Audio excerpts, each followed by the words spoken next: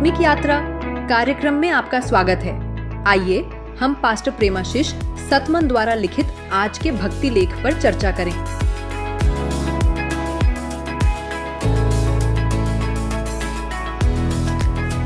Praise the Lord. Praise the Lord. आज हम pastor प्रेमाशीष सतमन के एक बहुत ही अहम लेख पर बात कर रहे हैं। जी, विश्वास का सच्चा उद्देश्य वाकई एक ऐसा विषय है जिस पर हमें सोचना चाहिए।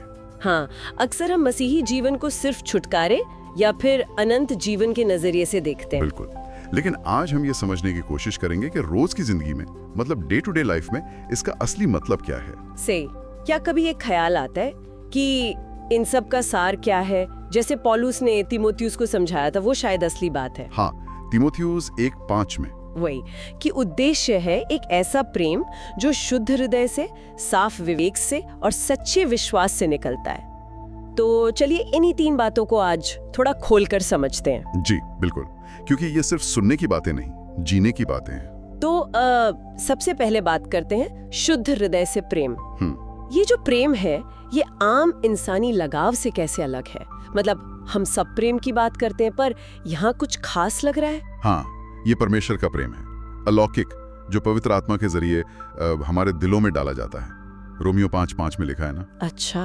तो ये सिर्फ एक भावना या एहसास भर नहीं है। 1 कुरिन्थियों 13 से बहुत अच्छे से समझाता है। हाँ, वो अध्याय तो बहुत मशहूर है। जी, कि ये प्रेम सब्र रखता है, मेहरबान है, इसमें जलन नहीं होती, डींगे नहीं मारता, घमंड नहीं करता, ये रूखा नहीं, स्वार्थी नहीं, आसानी से गुस्सा नहीं होता, बुराई का हिसाब नहीं रखता। मतलब हमारी जो फितरत है उसके एकदम उलट। बिल्कुल, ये अधर्म से नहीं, सच्चाई से खुश होता है। तो ये वाकई हमारे रोजमर्रा के जो रिएक्शंस होते हैं उनसे एकदम अलग है, ऊंचा है। ये समझना कि ये हमारी स्वाभाविक प्रतिक्रियाओं के बिल्कुल उलट है, इसे और भी चुनौतीपूर्ण बना देता है, और जरूरी भी। बिल्कुल। अच्छा, तो इस प्रेम का हमारे अंदरूनी हाल पर, हमारे विवेक पर क्या असर पड़ता है?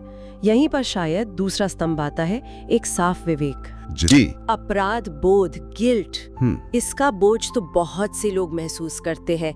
इससे सच्ची आजादी कैसे मिलती है? देखिए, मसीही शिक्षा के अनुसार, और जैसा इब्रानियों 9:14 में लिखा है, मसीह का लहू हमारे विवेक को उन कामों से, पापों से शुद्ध करता है जो हमें परमेश्वर से दूर ले जाते हैं, ताकि हम जिंदा परमेश्वर की सेवा कर सकें।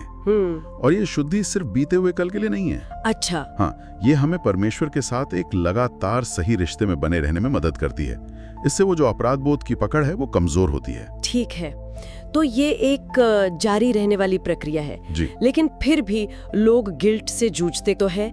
इसे बनाए रखना कितना व्यावहारिक है? ये बहुत अच्छा सवाल है। देखिए, ये शुद्धि मिलती तो एक बार मसीह पर विश्वास करने से है, पर इसे बनाए रखने के लिए रोज परमेश्वर पर निर्भर रहना होता है। रोज? जी। और जब विवेक साफ होता है ना, तो दिल से अच्छी बातें निकलती हैं, परमेश्वर से रिश्ता मजबूत होता है। समझ गई।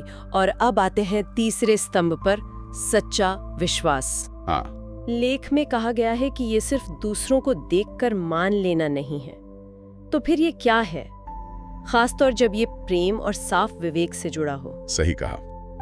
सच्चा विश्वास सिर्फ दिमागी तौर पे मान लेना नहीं है, ये उन 2 चीजों पर टिका है जिनकी हमने अभी बात की, प्रेम और साफ विवेक पर। बिल्कुल, परमेश्वर के प्रेम और साफ विवेक पर। यह विश्वास वो देखता है जो अभी आंखों से दिख नहीं रहा, परमेश्वर के वादों पर भरोसा करता है, और सबसे जरूरी, उसके मुताबिक काम करता है। काम करता है मतलब एक्शन। जी, एक्शन।